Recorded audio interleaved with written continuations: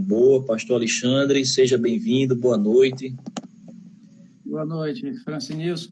Eu estava tentando entrar pelo computador. Sim. E aí resolvi entrar pelo celular. Então foi essa a razão pela qual. Eu vi que o senhor entrou, mas não consegui lhe convidar.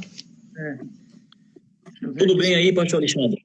Tudo tranquilo. Deixa eu ver se eu consigo.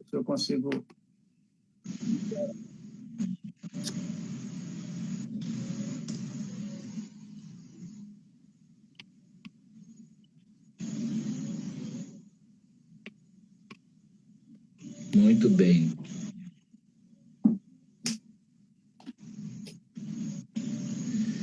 Pedir aqui aos colegas que estão aqui conosco que enviem aí o convite para ouvir o depoimento do pastor Alexandre, pessoa solista, de um ministério e de uma chamada muito, muito forte. Me impactou muito quando ouvi o pastor Alexandre, desde as primeiras vezes.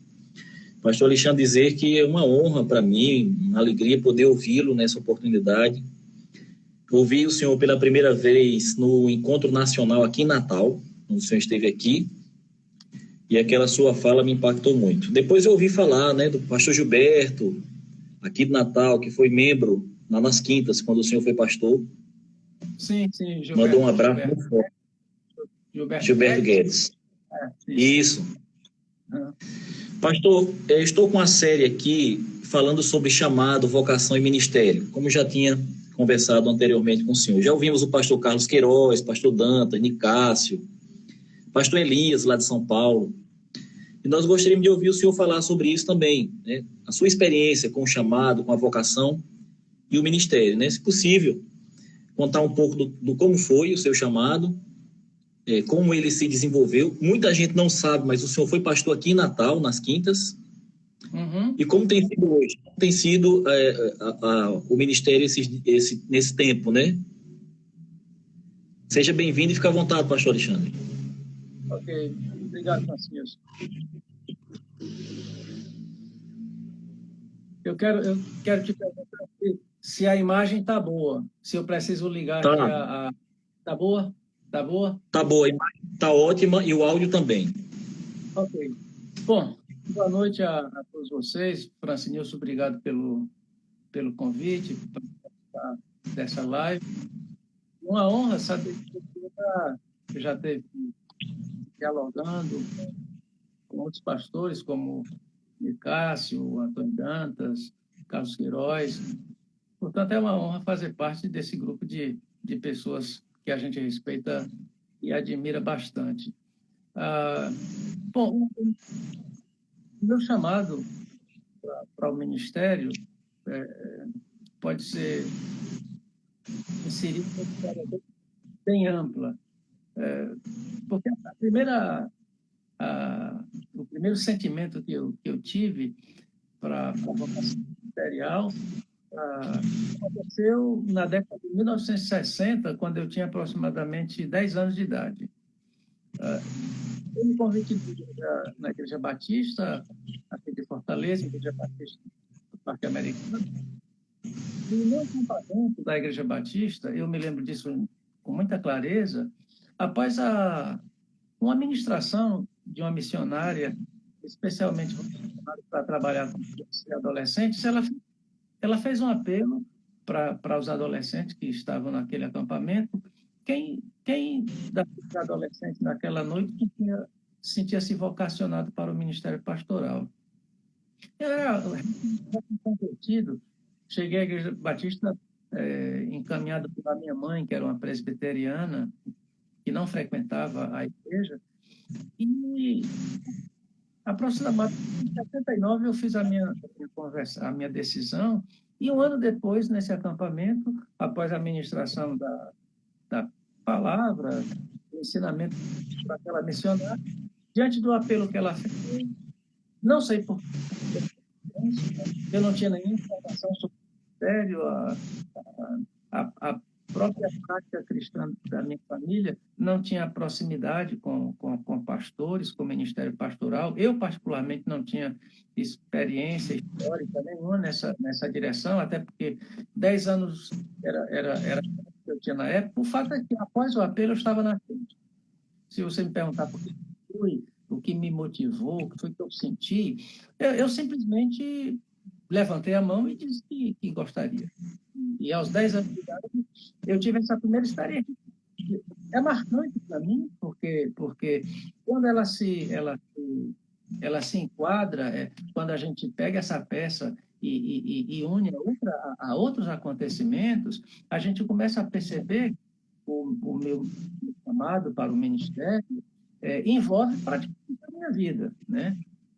Eu posso afirmar que eu não fui jovem, a minha juventude, grande parte da minha adolescência e juventude foram dedicados à igreja. 10 anos eu passei por essa experiência no acampamento, 14 anos eu entrei no seminário evangélico da Igreja de Cristo, saí do curso teológico do seminário com 17 anos de idade. Já fui para o Marizal, passei um ano no Marizal, depois voltei para Fortaleza, fiquei 11 anos no Henrique Jorge, e eu posso afirmar que toda essa construção, ela envolveu o meu chamado, a sentimento de que Deus estava me incumbindo de uma responsabilidade, que começa aos 10 anos, na Igreja Batista, se com o seminário já na Igreja de Cristo, por volta de 1973, é quando eu entro no seminário, e, portanto, tem essa construção, né?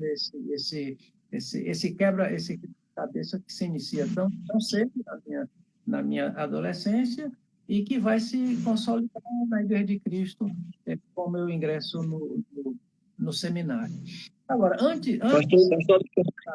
Pastor Alexandre, seu ingresso no seminário se deu cedo demais, né? 14 anos de idade. E só foi possível porque eu tive a chancela do pastor João Queiroz. Na verdade, eu não tinha idade para entrar no seminário e o reitor, na época, não aceitou a minha matrícula. E quando eu cheguei ao pastor Queiroz, e ele conhecia toda a minha experiência, porque antes da minha entrada para o seminário, eu tinha passado por uma experiência de revestimento espiritual, o que no ambiente pentecostal chama de batismo com o Espírito Santo. Eu fui um instrumento muito especial de Deus para um avivamento que aconteceu em Fortaleza e se estendeu praticamente pelo Brasil inteiro. Então, a minha vida vinha sendo bastante impactada naquela época. Né? Após essa experiência, esse momento espiritual pungente na minha vida, eu comecei a me dedicar à evangelização. Às tardes, eu estava bairros da periferia da cidade, confrontava pessoas manifestações de possessão, cuidava de levava a filha para alguns deles. Uma série de pessoas se converteram nessa época através do meu trabalho, através do meu testemunho. E foi dentro desse contexto que eu me senti vocacionado para o seminário. Como eu tinha essa história, que havia mudado os rumos da igreja do Parque Araxá, o pastor Queiroz conta, o pastor Queiroz conta que uma noite antes de um avivamento que começou na escola dominical, eu entrei no templo da sala de aula, chorando muito alto, muito tocado, e aí a igreja toda se reunia em oração, e houve um impacto a partir daquele momento. E ele disse que na noite passada, tinha passado a noite toda em claro, orando, pedindo a Deus uma resposta para a vida da igreja. Ele tinha sido pressionado numa reunião de paz acerca do comportamento da igreja, da juventude, e que providências ele tomaria. E ele, então, passou a noite orando, isso foi no sábado. Quando foi no domingo pela manhã, aconteceu essa grande manifestação na escola dominical, um processo do Espírito no Parque Araxá, que se prolongou por muito tempo, combinando com a aplicação de muitos de nós para o ministério, um crescimento extraordinário da igreja nessa época, coincidido também com o início do nosso seminário. Portanto, esse é mais ou menos o contexto do meu ingresso, né, no ministério, do meu chamado para o ministério. Muito bem, pastor. De fato, assim, é uma história em comum, né? Começar na infância, um seminário. Eu não conheço nenhum outro seminarista que tenha iniciado o seminário aos 14 anos, na adolescência. Na verdade, essa idade aí, o pessoal quer jogar bola, né? Quer fazer outra coisa, tá no ensino médio. Mas realmente... Aqui em Fortaleza nós temos dois seminaristas mais ou menos dessa idade. Eu e Zedeco Filho, sobrinho do pastor João Queiroz, nós praticamente temos a mesma idade e nós fizemos o seminário nessa época. O Josias Pires, que era aí de Natal, quando ele veio para o seminário, ele devia ter em torno de 16, 20 anos de idade.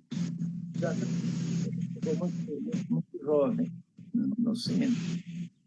Acredito até que ele já tivesse 18 anos, mas como ele tinha uma aparência muito franzina, a gente acabava se confundindo um pouco com a idade. Mas ele era um dos seminaristas jovens também daquela época. Agora, com certeza, eu e Zedeco, nós tínhamos essa idade quando ingressamos no seminário, e eu volto a dizer, só foi possível porque houve a tutela do falecido pastor João Queiroz. Não tivesse ocorrido a intervenção dele, efetivamente nós não teríamos, porque eu acho que a burocracia estava certa. Nós éramos muito jovens, a despeito dos nossos pais terem endossado o internamento, porque o seminário era interno. A gente estava internado, o regime do seminário era de internato. Havia autorização dos nossos pais, mas a burocracia era muito clara, nós não tínhamos idade para assumir um curso teológico, né? Mas aí houve chama de cancela do pastor e isso acabou facilitando o processo e a nossa admissão na instituição. Pastor Alexandre, e o ingresso no ministério se deu logo após o seminário? Já saiu para pastorear ou demorou um tempo?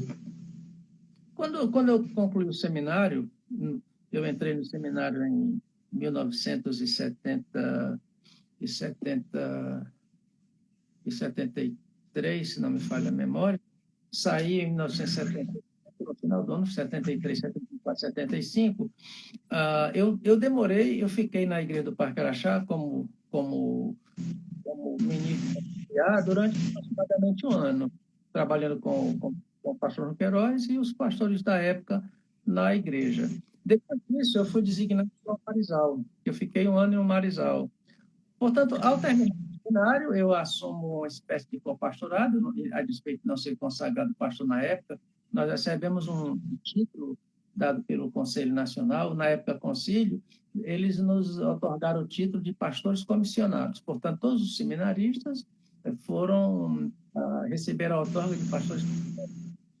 Depois, foram ordenados ao ministério, alguns a pastores, outros a evangelistas, mas com essa outorga de pastor comissionado, eu fiquei um ano auxiliando a igreja do Parque Araxá, depois passei na cidade de Marizal,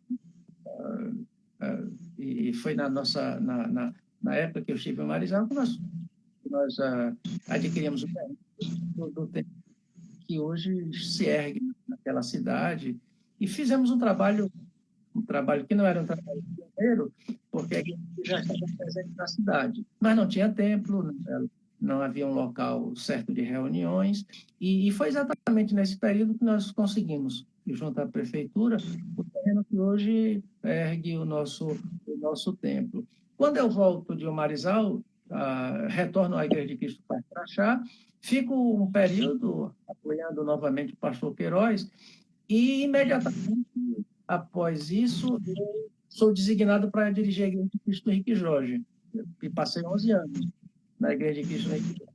Cheguei lá em 1978 e fiquei até 1989. Em 89, eu fui a Natal, após o falecimento do pastor Antônio Gomes de Andrade, a convite da igreja, do Ministério da Igreja, eu, em 89, vou a Natal e vou pastorear a Igreja das Quintas. Fico em 89, 90 e 91 em Natal. Em 92, a Igreja de Cristo, no Parque Araxá, me convidou para retornar para o pastorado da igreja, em razão da ida de Carlos para Angola. Quando Carlos viaja para Angola, a serviço da Visão Mundial, na época, o pastor Queiroz já tinha quase 80 anos de idade. E, portanto, a igreja me convida e eu me senti responsável e, ao mesmo tempo, comprometido em apoiar o meu pastor e pastorear a minha igreja, que me discipulou, que me conduziu, me fortaleceu e me preparou para a vida do Evangelho. Eu não podia recusar o convite a despeito de estar tão pouco tempo em Natal. A minha passagem em Natal foi uma passagem muito rápida. Pouco eu pude sentar. Pouco eu pude fazer, porque foi uma brevíssima passagem. 3 anos depois de ter assumido o pastorado das Quintas, eu estou de volta com a minha família para assumir o pastorado da Igreja do Parque Araxá e fiquei 16 anos à frente da Igreja do Parque Araxá. Depois dos 16 anos, eu entreguei o pastorado, não aceitei ser conduzido à reeleição, e nós tiramos o pastor da Igreja de Cristo do Henrique Jorge, o Evandro, e ele foi convidado para me substituir. E eu, então, me comprometi com a igreja do Henrique Jorge que, enquanto eles não conseguissem um pastor, eu ficaria dando. E aí, fiquei 7 anos na igreja do Henrique Jorge como pastor de novo, o segundo pastorado do Henrique Jorge, até que entreguei o pastorado ao pastor Raimundinho, pastor Raimundo Nonato. E aí, a partir daí, a condução ficou ao Raimundo e eu estou tomando, que está à frente da igreja de Cristo Henrique Jorge. Pastor, o senhor veio aqui para substituir o pastor Tozinho, não é isso? Exatamente. Conhecido pastor Tozinho, na Igreja das Quintas. A Igreja das Quintas era uma igreja, eu não acompanhei, claro, acho que eu era uma criança, não lembro, foi 89, 90, não é isso? 90, 91? Sim, foi. Então não era nem convertido ainda. Mas era uma igreja importante, né, pastor? Assim, o pastor Tozinho, ainda hoje, é uma pessoa que, depois de sua morte, esses anos todos, uma pessoa que deixou um legado importante. A Igreja das Quintas, na época, era uma igreja muito importante, uma igreja tida como referência aqui. A partir das Quintas, abriram outras e outras igrejas, e o senhor teve uma passagem curta lá, né? É verdade. A minha ida para as Quintas, ela não acontece acidentalmente. Na verdade, quando eu era seminarista, a convite do pastor Euzinho, eu estive várias vezes em Natal para passar períodos trabalhando com a mocidade. Na época, diversas vezes ele havia me convidado a morar em Natal, a apoiar o trabalho pastoral dele em Natal, e eu sempre estive muito aberto a esta possibilidade. Eu me recordo que, sendo funcionário público federal, numa dessas minhas idas a Natal, e o convite que ele me fez para fixar esse Natal e apoiar o trabalho da igreja, eu era funcionário público federal, eu trabalhava na Companhia Brasileira de Armazenamento. E nós fomos à Delegacia Regional de Natal conversar. Na época, o delegado era o Douglas, e o Tozinho era um dos grandes clientes, porque, na época, o Tozinho era funcionário da diaconia, e ele armazenava no armazém da Cibrazen toda aquela mercadoria que vinha para ser distribuída com os centros sociais. Ele, então, me convida para ir a Cibrazen, para conversar com o Douglas, na possibilidade do Douglas abrir uma vaga, né, na Cibrazen do Rio Grande do Sul, sobretudo em Natal, para que eu pudesse fixar a residência em Natal. O fato é que o pastor Tozinho, durante diversas oportunidades, se esforçou em me levar para residir em Natal, e isso não foi possível. Portanto, eu tinha uma caminhada, existia uma certa liderança, uma certa influência na juventude da Igreja de Cristo de Natal naquela época. Eram jovens naquela época, Nedir, Herbert, Jaime Antônio, Jefferson, É, é, é. Lucinete e todas as suas irmãs, aí vinha os filhos de Alfredo, aquela turma toda daquela época, a gente desenvolveu um trabalho muito interessante. Quando eu chegava, o pessoal se animava e se empolgava, e eu passava um mês em atividade, fazendo um trabalho de liderança de juventude muito interessante em Natal, muito respeitado pelos líderes e as famílias. E nisso se vai se firmando cada vez mais o interesse do pastor Tozinho em me levar para residir em Natal, né? Isso não aconteceu com ele em vida. Ou por várias razões, é o meu emprego, meus compromissos em Fortaleza, isso nunca se consolidou. No seu falecimento, é na sua morte que o desejo do pastor Tozinho é realizado.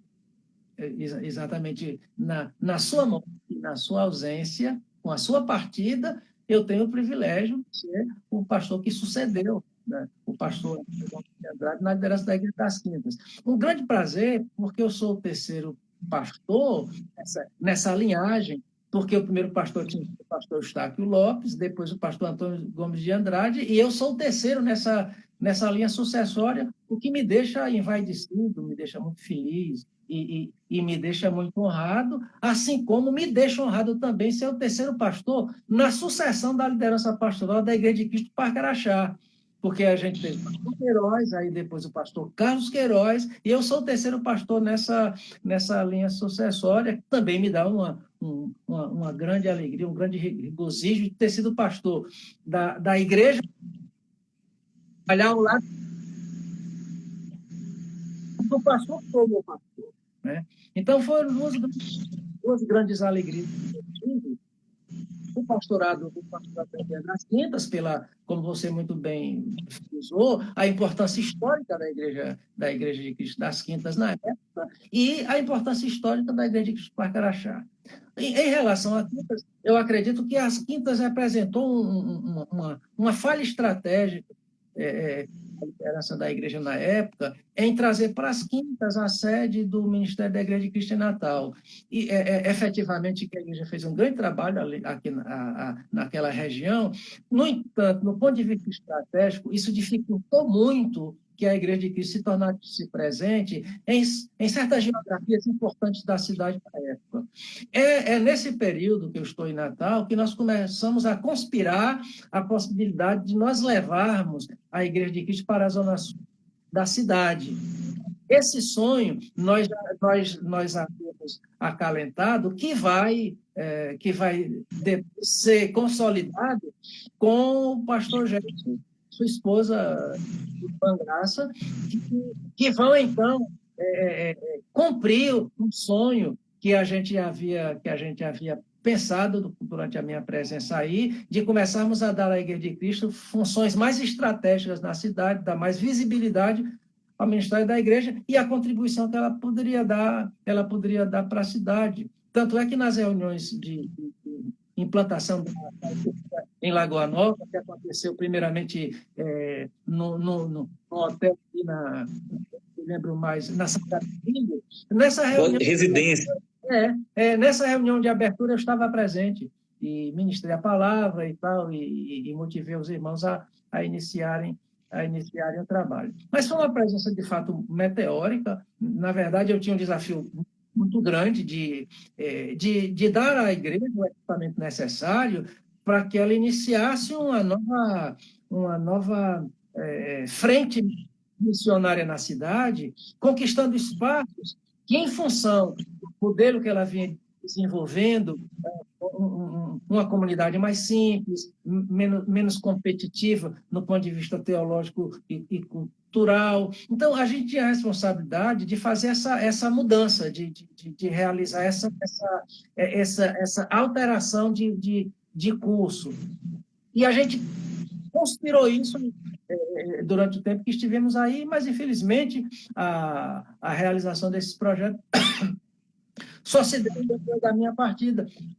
Já estando em Fortaleza, esses projetos começaram a ser, de fato, construídos e realizados. Verdade. Eu estou em Nova Descoberta, né, pastor? Que é uma igreja considerada já sul, ali, iniciando o sul. Então, nós temos várias igrejas, dezenas, que realmente se multiplicaram, Candelária e tal, se multiplicaram pela região sul. Aqui, onde o senhor esteve, em Nova Parnamirim, né, Cidade Verde, Nova Parnamirim, já é Parnamirim, mas é uma região, assim, muito integrada com Natal. Pastor, e quando foi que chegou a academia na sua vida, assim? O senhor, no meio do pastorado, iniciou, então, os estudos, né, em sociologia, até chegar ao doutorado, né? Foi aí em Fortaleza que esse processo iniciou? Foi aqui em Fortaleza, o mestrado e o doutorado. Mas Natal tem uma participação interessante nessa minha trajetória. Quando eu entrei no seminário e passei 3 anos interno, para entrar no seminário eu tive que abandonar os estudos. O nosso seminário, como a gente muito bem pode deduzir, na época não era reconhecido como formação de ensino, de nível nenhum. No Brasil, na época, não tínhamos possivelmente nenhuma instituição teológica reconhecida pelo Ministério da Educação. Para entrar no seminário, eu tive que largar os estudos. E larguei os estudos numa fase muito difícil, porque eu estava concluindo o 8º ano, a 8ª série, estava terminando o 1º grau. E eu não concluí o 1º grau para entrar no seminário. Portanto, eu interrompi os meus estudos para poder entrar no seminário da igreja, para ter a minha formação teológica. Quando eu termino o seminário, eu não tenho sequer o 1º grau, porque eu interrompi. Né? E eu tive que fazer o supletivo, aqueles exames supletivos, eu tive que fazer o 1º grau todinho para concluir o meu 1º grau. Em seguida, fiz o segundo grau após toda essa luta e toda essa dificuldade. Bom, ao concluir o 2º grau, eu me submeto ao vestibular e passo para o vestibular de licenciatura em Ciências Sociais na Universidade de Fortaleza. E antes de concluir o meu bacharelado, eu tinha concluído a licenciatura, mas antes de concluir o meu bacharelado, era a minha pretensão fazer o bacharelado, eu sou transferido para Natal. Quando eu sou transferido para Natal, eu procuro a UFRN, levando o meu diploma de licenciado e o meu histórico de bacharelando. Eu não tinha concluído o bacharelado. Então, eu sou matriculado por força de lei, uma vez que eu estava sendo transferido compulsoriamente, transferido de emprego, a instituição era obrigada a arranjar uma vaga para mim, por uma questão jurídica. Eu me torno aluno da Universidade Federal do Rio Grande do Norte. Eu termino a minha licenciatura em Fortaleza, mas o meu bacharelado eu termino na UFRN. Tanto é que no meu mestrado, num seminário de dissertação de mestrado, eu apresento o meu trabalho para uma professora que estava fazendo parte da banca, e ela era professora doutora da Universidade Federal do Rio Grande do Norte. Ela olhou para mim e disse: mas eu não conheço você.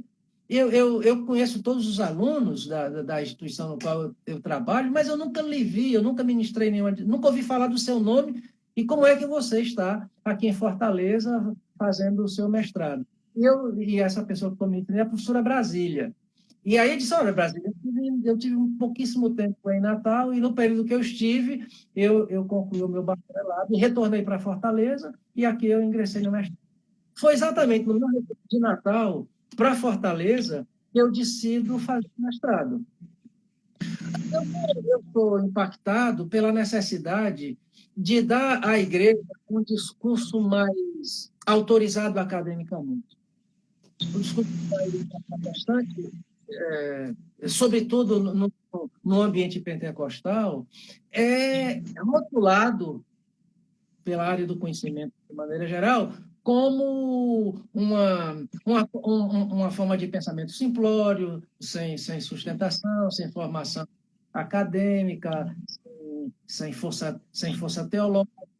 E o meu interesse no mestrado era permitir que a igreja começasse a fazer presente na academia e alterar a visão, o rótulo de que a igreja igreja evangélica, sobretudo aquelas de linha pentecostal, não estavam interessadas no conhecimento. Portanto, o meu compromisso era historicamente, me situar dentro do campo e demonstrar para as pessoas que isso era possível, que se podia fazer pesquisa e que a pesquisa não era um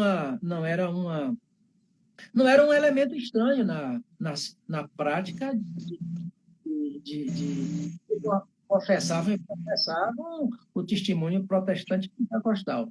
Isso me motivou, então, ao mestrado. E, na verdade, eu tive muitas dificuldades com a minha chegada ao mestrado de Sociologia da UFC. Porque, se de um lado, na academia, os pesquisadores suspeitavam da impossibilidade de que eu me tornasse pesquisador em função das minhas crenças, em função da minha profissão de fé. Por outro lado, quando eu entro no mestrado, eu lido com um problema com os pastores da minha igreja e acabo, num certo sentido, não encontrando canto, não encontrando aplicação, nem na academia, que suspeitava da possibilidade de tornar um pesquisador de fato, e, ao mesmo tempo, lidava com a suspeita dos ministros da minha igreja, que entendiam que a minha entrada ao mestrado, isso implicaria no meu desvio do evangelho. E, na verdade, essa é uma impressão que nunca me deixou. Muita gente olha para mim perguntando se ainda sou crente, pastor, se ainda confessa o evangelho, se criou na Bíblia. Ainda hoje eu enfrento isso com muita paciência e sem nenhum tipo de rancor, mas eu enfrento isso na comunidade cristã e, sobretudo, na Igreja de Cristo. Portanto, acabo me tornando um indivíduo sem lugar, né? A conquista desse lugar na academia, porque após o mestrado eu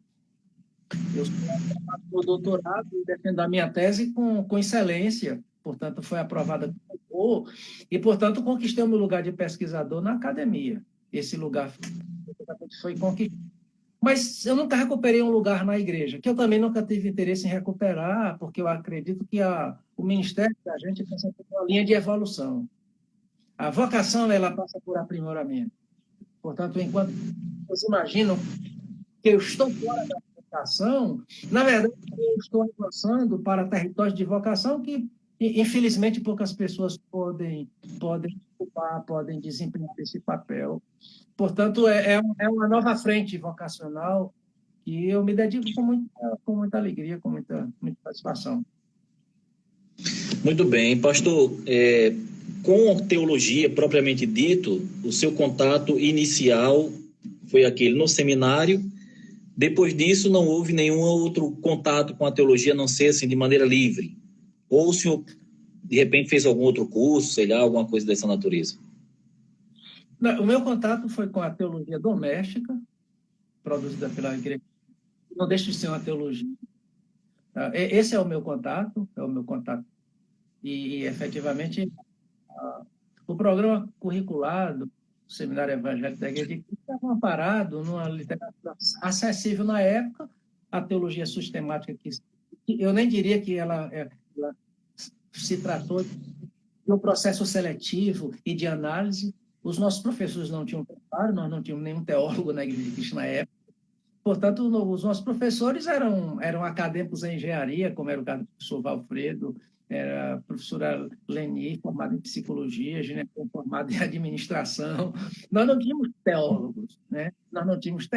Mas, com todo esforço, a gente acabou preparando muito bem rapazes desejosos de servir da igreja e que saíam dos seminários e nas suas férias visitavam as igrejas, eram convidados a pregar e a desenvolver atividades religiosas. Essa safra, foram várias safras de pastores produzidas pelo seminário, esses seminaristas revolucionaram o ministério da pregação da Igreja de Cristo no Brasil. Os sermões bem trabalhados, as pregações bem construídas. Começou-se a ouvir no púlpito das igrejas de Cristo o pregador dizer: o tema da minha pregação nesta noite é né? Então, isso começou a impressionar, né?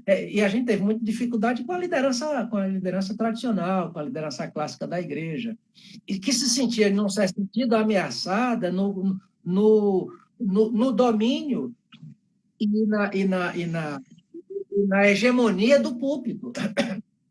Aquela ideia de quem são os grandes pensadores da igreja de Cristo, né? Isso muda muito com o seminário, mas muda muito mesmo.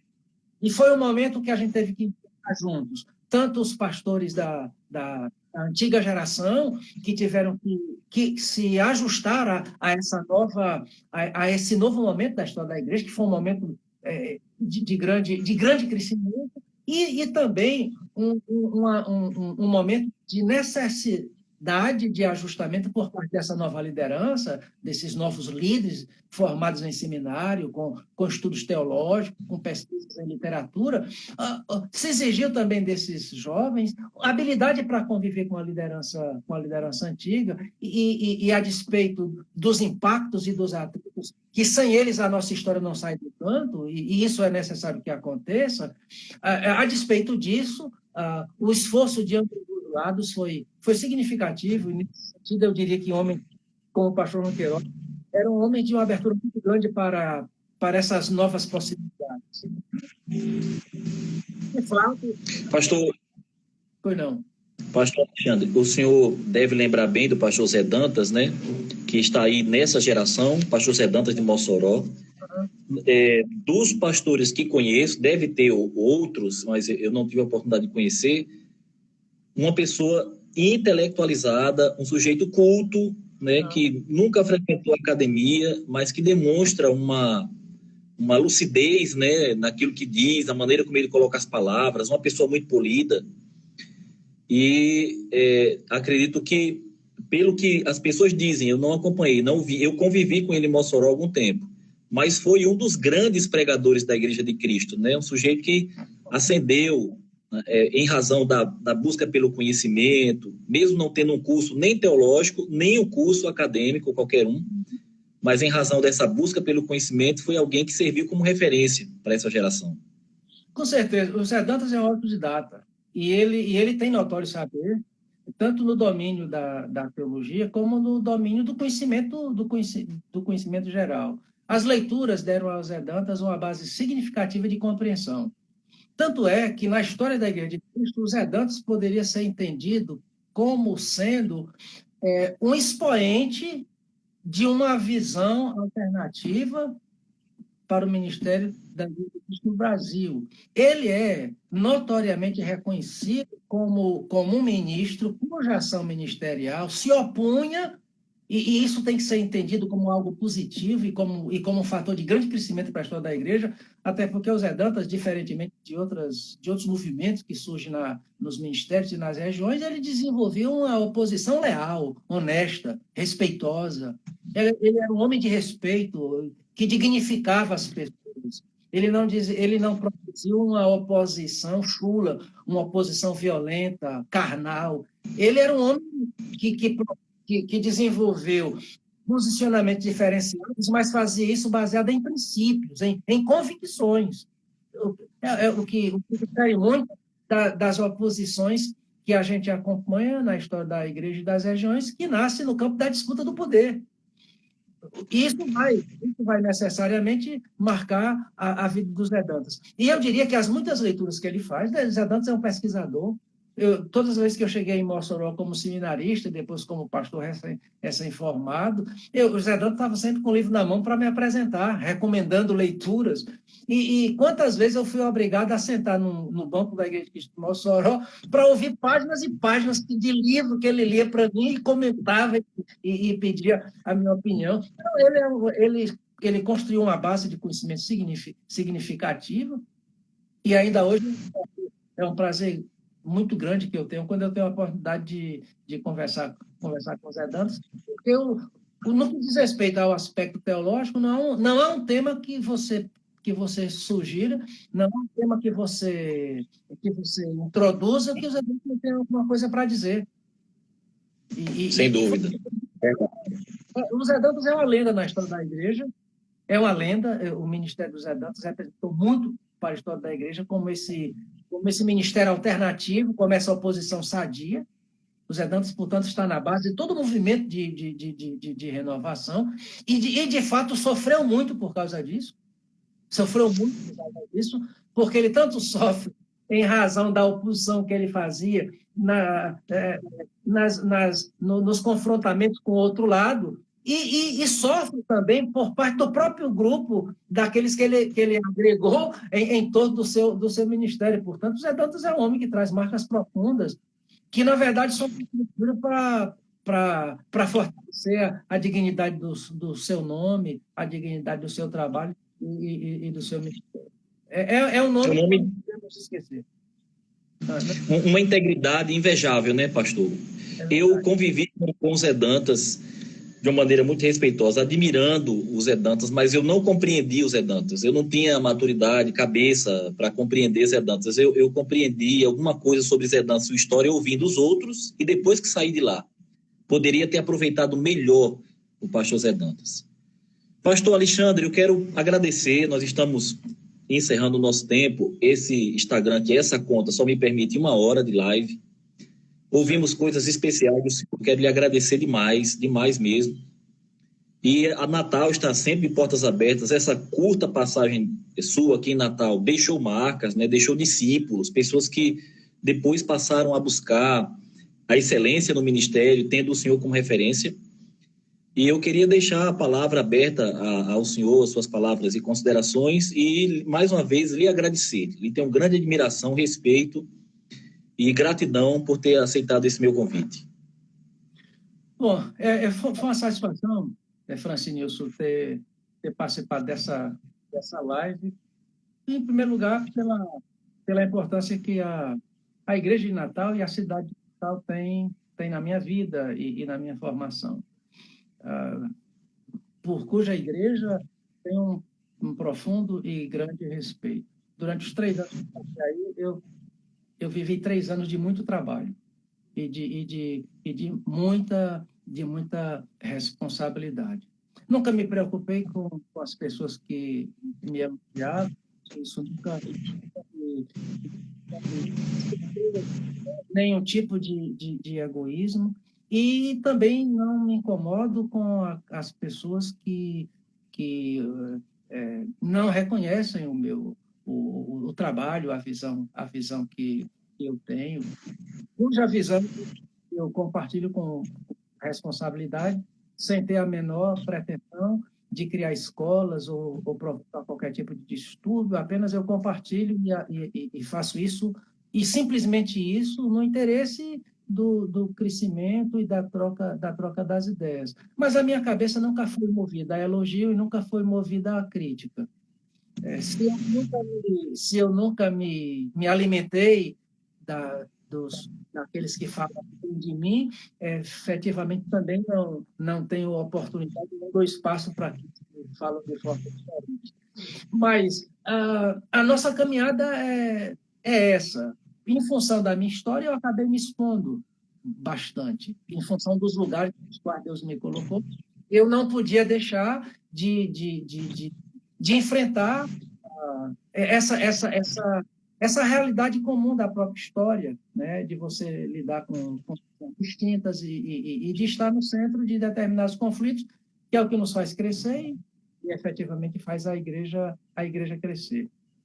Nós estamos sendo chamados a um desafio. A igreja de Cristo é uma igreja que precisa superar a si própria, ela precisa ser capaz de reconstruir a sua própria história, de ser capaz de se postar nos contextos como voz, com um discurso solidário e, ao mesmo tempo, autenticador da mensagem ética do Evangelho de Jesus Cristo. Esse é o nosso grande desafio. Efetivamente, que todos os nossos pastores, todos os nossos ministérios e todas as nossas regiões dizem que estão fazendo isso, porque nós entendemos que pelo fato de fazermos parte de uma igreja e exercermos o ministério da palavra, isso por si só para muitas pessoas representa o compromisso com a verdade autêntica autenticamente ética do Evangelho, mas o nosso compromisso é esse de nos aproximarmos cada vez mais dos ideais do reino e de traduzirmos a mensagem ética de Cristo de uma forma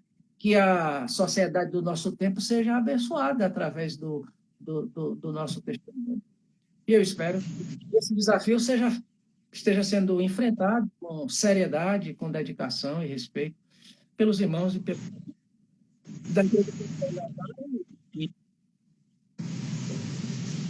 fora do Brasil, onde nós estamos.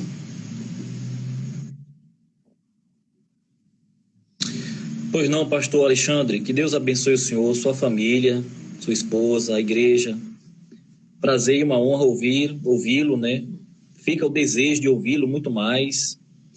E se Deus quiser, dentro de uma oportunidade aí viável, logo mais um convite para o senhor via Natal, falar para a gente pessoalmente, falar com tempo, para a gente ouvi-lo sobre essas questões que são de fato importantes, pontuais. Se não é possível fazer uma mudança no todo, né, uma macro mudança, ao menos na localidade onde a gente tem acesso, né, onde a gente pode, dentro das nossas condições, a gente quer enfrentar essas mudanças com seriedade, com graça de Deus, na confiança de que o Senhor nos ajudará em tudo isso.